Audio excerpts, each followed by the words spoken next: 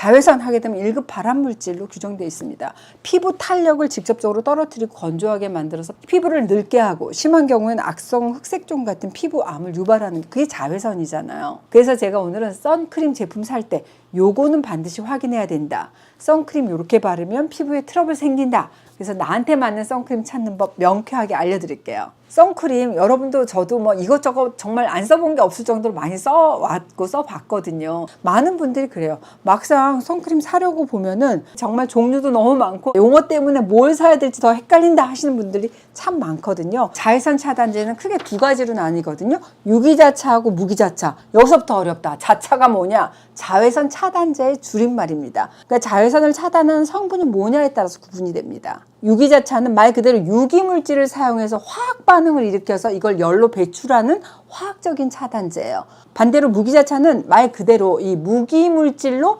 피부에 보호막을 쳐주는 그런 원리입니다. 쉽게 얘기를 해서 자외선을 흡수하느냐 아니면 튕겨나가냐 반사하느냐 요 두 가지로 보시면 됩니다. 유기자차, 무기자차 이 자외선 차단 효과가 나타나는 시간이 달라요. 무기자차는 바르자마자 즉시 차단돼. 유기자차는 바르고 30분 후부터 차단 효과가 있거든요.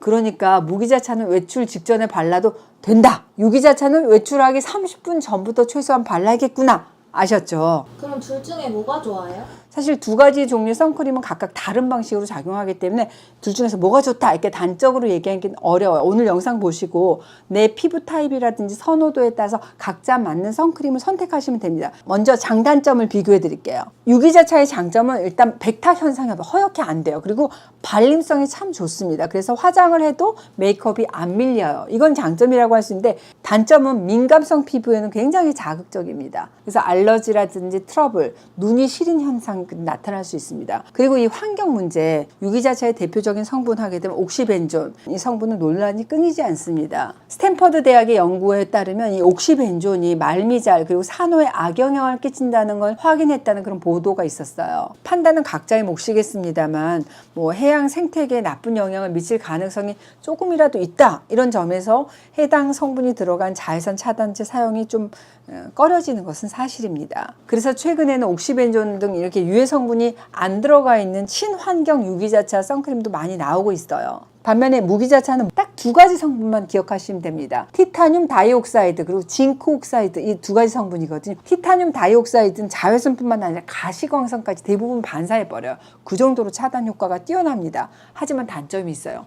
백탁 현상이 엄청 심해요. 근데 최근에는 이 백탁 현상이 없는 무기자차 제품도 나와요. 근데 이런 제품들은 숫자 크기가 진짜 작은 성분으로 이루어져 있거든요. 피부나 인체에 독성 작용을 일으킬 수 있다는 그런 의견도 있어요. 그래서 나는 이게 너무 걱정된다. 그런다면 백탁 현상이 있는 무기자차 제품을 사용하는 게 나을 수도 있어요. 이 백탁 현상 외에도 많은 양을 바르잖아요. 좀 끈적거리고 모공이 막힐 수 있다는 그런 단점이 있지만 유기자차보다는 피부 자극이 적어요. 그래서 민감성 피부를 가지신 분들이 쓰기엔 좋습니다. 각각 이런 장단점들이 있다 보니까 최근에는 이 자외선을 효과적으로 차단하는 방법으로 무기차단제 성분, 유기차단제 성분을 같이 사용하는 제품도 나오고.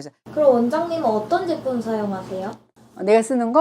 내가 쓰는 거는 뭐 유기자차, 무기자차 혼합계를 쓰고 SPF 50 플러스, 그 다음 PA3 플러스 그 제품 쓰고 있지. 그런 선크림을 나 해밀리몰에서 파는 거 유기자차, 무기자차 혼합 SPF 50 플러스 PA3 플러스 제품이에요. 내가 이 뒤에 보면 SPF 지수하고 PA 지수가 나와 있잖아요. 헷갈린다 하시는데 SPF는 자외선 B를 차단하는 지수고 SPF는 이렇게 숫자로 표식이 돼요. 숫자가 높으면 높을수록 차단 효과가 크다 생각하시면 돼요. 숫자가 10이다 그러면 10분의 1로, 숫자가 50이다 그러면 50분의 1로 자외선 양이 줄어든다는 그런 의미를 가지고 있습니다. 근데 SPF 50 이상이다 그 말의 의미는 자외선 98%를 차단할 수 있다는 의미를 가지고 있어요. PA는 자외선 A를 차단하는 지수입니다. PA는 이렇게 숫자로 나와 있지 않고 PA 플러스, 2 플러스, 3 플러스, 4 플러스 이렇게 돼 있거든요. 플러스가 많으면 많을수록 이 뒤로 가면 뒤로 갈수록 차단력은 높아집니다. 너무 높다 그러면은 피부에 독하지 않을까 트러블 일으킬 거야 하시는데 내 생각엔 높으면 아무래도 트러블 생길 가능성이 있긴 하지만 꼭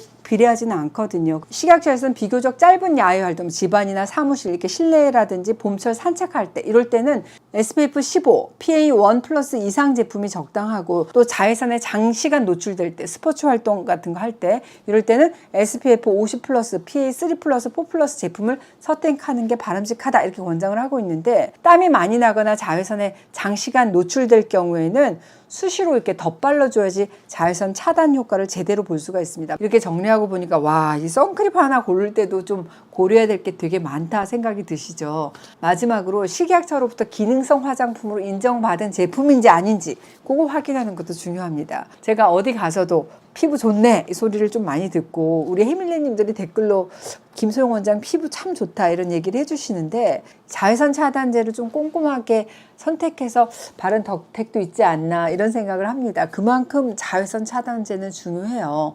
우리 해밀리님도 자외선 차단제 고르실 때 오늘 영상 참고하셔서 내 피부에는 어떤 타입의 자외선 차단제가 맞을지 좀 꼼꼼하게 따져가면서 선택하셨으면 좋겠습니다.